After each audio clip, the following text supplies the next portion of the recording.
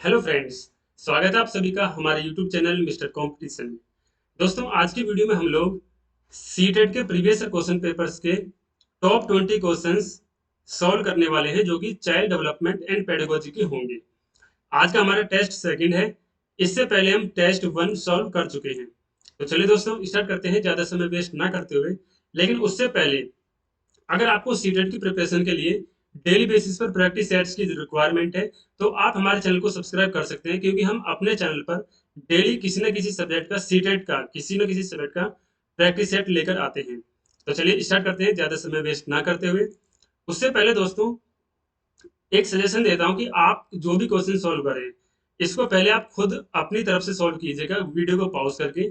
उसके बाद में देखिएगा कि आपने जो आंसर दिया है क्या वो सही है या फिर गलत। तो चलिए स्टार्ट करते हैं। हमारा पहला प्रश्न है, the term curriculum in the field of education refers to. जो करिकुलम एक वर्ड है, ये एजुकेशन की फील्ड में किस चीज को रेफर करता है? हमारे पहले प्रश्न में ये पूछा जाता है, मतलब ये पूछा गया है। तो जब हम देखते हैं methods of teaching and the content to be taught, क्या करिकुलम सिर्फ इस चीज को रेफर करता है कि जो टीचिंग के मेथड्स हैं उसको, और दूसरा जो कंटेंट है जो कि पढ़ाया जाता है इसको। एंड हम सेकंड ऑप्शन में देखते हैं overall programme of the school which students experience on a day to day basis. तो हमारा सेकंड ऑप्शन इसका सही होगा। हम ना तो करिकुलम का मतलब सिर्फ इवैल्यूएशन प्रोसेस से होता है, ना करिकुलम का मतलब सिर्फ टेक्स्ट मटेरियल से होता है, और ना ही करिकुलम का मतलब सिर्फ और सिर्फ मेथड्स एंड कंटेंट जो कि स्कूल में पढ़ाया जाता है उससे होता है। इसलिए हमारा इसका सही ऑप्शन हो जाएगा ऑप्शन सेकंड। तो चलिए दोस्तों, बढ़ते हैं अपने अगले प्रश्न की ओर। At lower classes play way method of teaching is based on. जो लोअर क्लासेस में प्ले वे मेथड है टीचिंग का, वो किस चीज पर बेस्ड होता है? हमारे इस प्रश्न में ये पूछा गया है। तो जब हम फर्स्ट ऑप्शन की ओर देखते हैं, theory of physical education programmes, क्या फिजिकल एजुकेशन प्रोग्राम्स की जो थ्योरी है उस पर प्ले वे मेथड डिपेंड है, उस पर बेस्ड है? तो नहीं, क्योंकि फिजिकल एजुकेशन प्रोग्राम्स की जो थ्योरी है उस पर बेस्ड नहीं है। Principles of methods of teaching, तो टीचिंग के मेथड्स पर नहीं। Psychological principles of development and growth, जी हाँ, तो psychological principles of development and growth इस पर बेस्ड होते हैं प्लेवे मेथड। क्यों? देखो, सोचने की कोशिश कीजिएगा। जो हमारी साइकोलॉजिकल प्रिंसिपल्स है ग्रोथ एंड डेवलपमेंट के, अब उनके अकॉर्डिंग क्या होता है कि जो छोटे बच्चे हैं वो प्लेवे मेथड से काफी अच्छे से समझ पाते हैं। इसलिए जो प्लेवे मेथड होता है वो बेस्ड होता है psychological principles of development and growth. तो इसका सही ऑप्शन हो जाएगा ऑप्शन नंबर 3।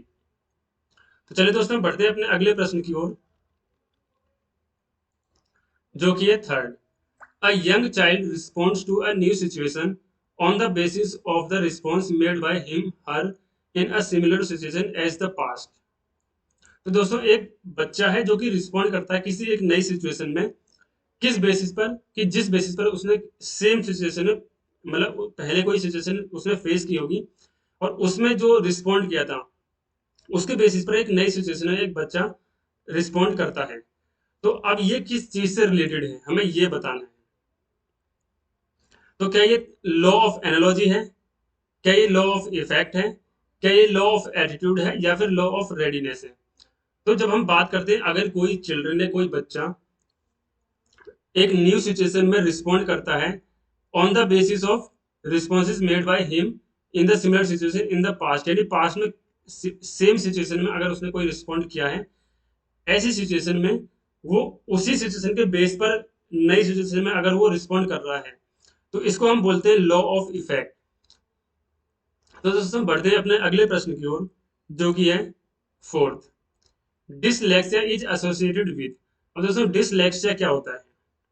जब हम बात करते हैं डिसलेक्सिया, और एक वर्ड होता है जो कि सीटेट के एग्जाम में काफी पूछा जाता है, वो है डिसफेजिया। वो है डिसफेजिया। जब हम बात करते हैं डिसलेक्सिया, तो ये डिसलेक्सिया होता है एक रीडिंग डिसऑर्डर, यानी इसका सही ऑप्शन हो जाएगा ऑप्शन नंबर 3। डिसलेक्सिया होता है रीडिंग डिसऑर्डर। एंड जब हम बात करते हैं डिसफेजिया, डिसफेजिया होता है लैंग्वेज डिसऑर्डर। अगर किसी बच्चे में लैंग्वेज डिसऑर्डर है तो उसको हम बोलेंगे dysphagia.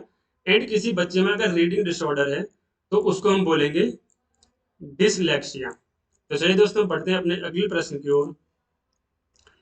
Education of children with special needs should be provided. Education of children with special needs should be provided. तो दोस्तों इसका क्या आंसर सही होने वाला है। Along with other normal children, जो स्पेशल नीड्स के जो बच्चे होते हैं उनको एजुकेशन कैसे प्रोवाइड कराई जानी चाहिए। जो नॉर्मल चिल्ड्रन होते हैं, जो नॉर्मल बच्चे हैं, उनके साथ में एजुकेशन उनको प्रोवाइड होनी चाहिए, या फिर by methods developed for special children in special schools, या फिर स्पेशल स्कूल्स में और उन मेथड्स के साथ में जो कि स्पेशल बच्चों के लिए डेवलप किए गए ऐसे टीचिंग मिलनी चाहिए, या फिर इन स्पेशल स्कूल्स में मिलनी चाहिए, या फिर by special teachers in special schools, या फिर स्पेशल टीचर्स से और स्पेशल स्कूल्स में टीचिंग मिलनी चाहिए, एजुकेशन मिलनी चाहिए।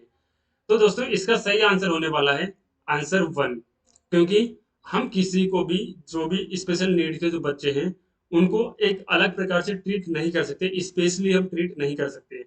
हर चिल्ड्रन को हमें इक्वली ट्रीट करना है, इसलिए हम उनको नॉर्मल बच्चों के साथ में ही उनको पढ़ाएंगे, उनको टीच करेंगे। नेक्स्ट प्रश्न है, dash is not considered as a sign of being gifted. यानी जो गिफ्टेड बच्चे होते हैं उनका एक ऐसा कौन सा साइन नहीं है इनमें से, यानी इनमें से 3 ऐसे पॉइंट्स हैं जो कि गिफ्टेड बच्चे के साइन हैं, और एक ऐसा पॉइंट है जो कि गिफ्टेड बच्चे का साइन नहीं है। अब हमें वह पॉइंट फाइंड आउट करना है। जब हम बात करें क्रिएटिव आइडियाज की, तो गिफ्टेड बच्चे जो होता है उसमें क्रिएटिव आइडियाज होते हैं। फाइटिंग विद अदर्स की बात करते हैं, तो फाइटिंग विद अदर्स हमारा गिफ्टेड बच्चे के साइन नहीं है। नोवेल्टी इन एक्सप्रेशंस बिल्कुल गिफ्टेड बच्चे के साइन है, एंड क्यूरियोसिटी भी जो गिफ्टेड बच्चे होते हैं उनके साइन होते हैं। इसलिए हमारा सही जो इसका ऑप्शन हो जाएगा वो हो जाएगा सेकंड, क्योंकि हमें इसमें वह छांटना था जो कि गिफ्टेड बच्चे का साइन नहीं होता है। इसलिए हमारा इसका सही ऑप्शन होने वाला है सेकंड। तो चलिए दोस्तों बढ़ते हैं अपने अगले प्रश्न की ओर। Children actively construct their understanding of the world is a statement attributed to. यानी दोस्तों जो बच्चे हैं वो अपनी जो अंडरस्टैंडिंग है, अपनी जो नॉलेज है, अपना जो ज्ञान है, एजुकेशन है, उसको क्या करते हैं, कंस्ट्रक्ट करते हैं, खुद कंस्ट्रक्ट करते हैं। अब जो ये स्टेटमेंट है किसने दिया है, प्याजे, कोलबर्ग, पेवलव या फिर स्किनर, इनमें से किसने ये सिद्धांत दिया है या फिर ये स्टेटमेंट दिया है कि बच्चे अपना अपनी नॉलेज का कंस्ट्रक्शन खुद करते हैं। तो दोस्तों ये बोला है प्याजे ने। तो 8th क्वेश्चन का सही ऑप्शन हो जाएगा ऑप्शन 1, जो कि है प्याजे। बढ़ते हैं अपने 9th क्वेश्चन की ओर। Kritika who does not talk much at home. तो दोस्तों एक कृतिका नाम की कोई लड़की है जो कि अपने घर पर बहुत नहीं बोलती है, ज्यादा नहीं बोलती है, and talks a lot at school, और जबकि स्कूल में वो लड़की काफी बोलती है, लेकिन घर पर नहीं बोलती। अब उसका जो ये बिहेवियर है, इट शोज दैट, ये क्या शो करता है, the school provides opportunities to children to talk a lot. क्या ये बिहेवियर ये शो करता है कि स्कूल बच्चों को काफी बोलने के लिए अपॉर्चुनिटीज प्रोवाइड करवाता है? तो नहीं, ऐसा नहीं, कोई भी स्कूल ऐसा नहीं करता है नॉर्मली कि बच्चे काफी बोले, फिजूल में कोई बात करें, तो इससे थोड़ा नेगेटिव सेंस जाता है। नेक्स्ट हम देखते हैं, teachers demand that children should talk a lot at school. तो नहीं, ऐसा भी नहीं है। She does not like her home at all. तो ऐसा भी नहीं कि वो अपने होम को लाइक नहीं करती है। Her thoughts get acknowledged at school. तो दोस्तों इसका सही ऑप्शन होने वाला है ऑप्शन 4, जो कि है उसके जो थॉट्स हैं उनको एक्नोलेज किया जाता है स्कूल में। नेक्स्ट है, a teacher should make an attempt to understand the potentialities of his her students, which of the following field is related to this objective. तो दोस्तों जब a teacher should make an attempt to understand the potentiality, एक जो teacher होता है उसको students की जो पोटेंशियलिटीज होती हैं उनको समझने में, एक मतलब उनको समझना चाहिए, उनको समझने में एक अटेम्प्ट देना चाहिए, उनको समझना चाहिए, समझने की कोशिश करनी चाहिए। अब इसके regarding which of the following fields is related to this objective, इनमें से कौन सी फील्ड है जो कि इस ऑब्जेक्टिव से रिलेटेड है? तो दोस्तों जब हम बात करते हैं एजुकेशनल साइकोलॉजी, सोशियोलॉजी, सॉरी, तो एजुकेशन सोशियोलॉजी से तो हमारे यहाँ पर कोई मतलब नहीं है, तो हमारा फर्स्ट ऑप्शन गलत हो जाएगा। सोशल फिलोसॉफी, तो यहाँ पर सोशल की तो कोई बात ही नहीं हो रही है, इसलिए ये भी गलत हो जाएगा। मीडिया साइकोलॉजी नहीं, इसमें बात आएगी एजुकेशनल साइकोलॉजी। तो हमारा सही ऑप्शन होने वाला है ऑप्शन नंबर फोर्थ। तो दोस्तों बढ़ते हैं अपने अगले प्रश्न की ओर। Motivation in the process of learning. अब जो लर्निंग का जो प्रोसेस है उसमें मोटिवेशन किस प्रकार की भूमिका निभाता है?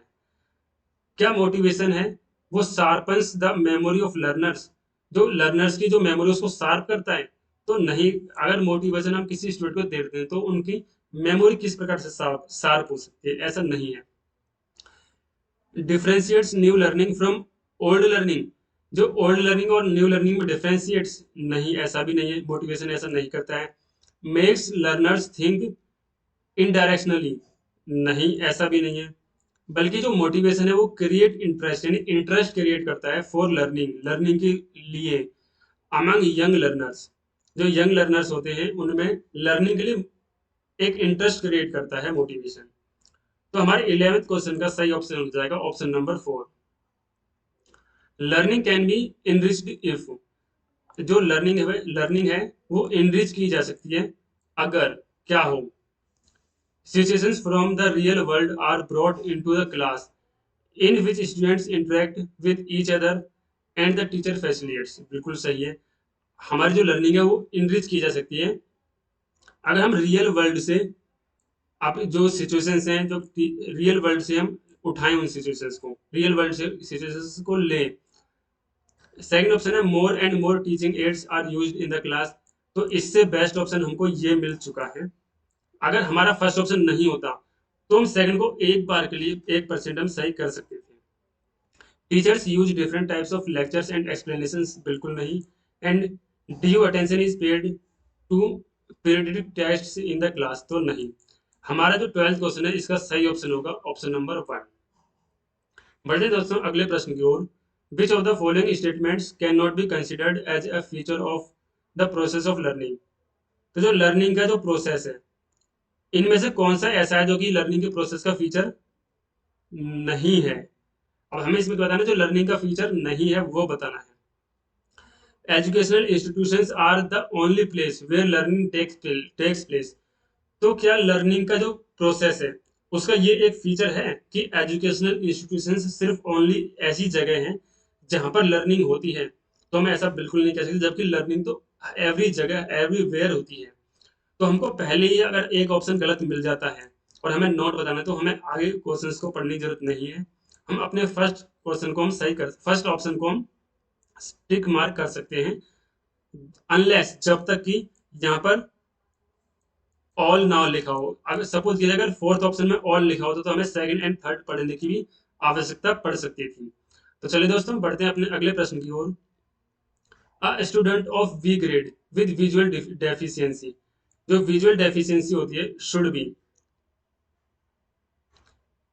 जो विजुअल डेफिशिएंसी का जो स्टूडेंट है उसको क्या किया जाना चाहिए? क्या उसको excuse to draw a lower level of work?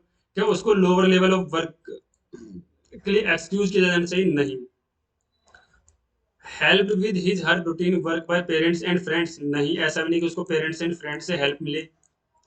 Treated normally in the classroom, हाँ हमें उसको नॉर्मली ट्रीट करना चाहिए क्लासरूम में।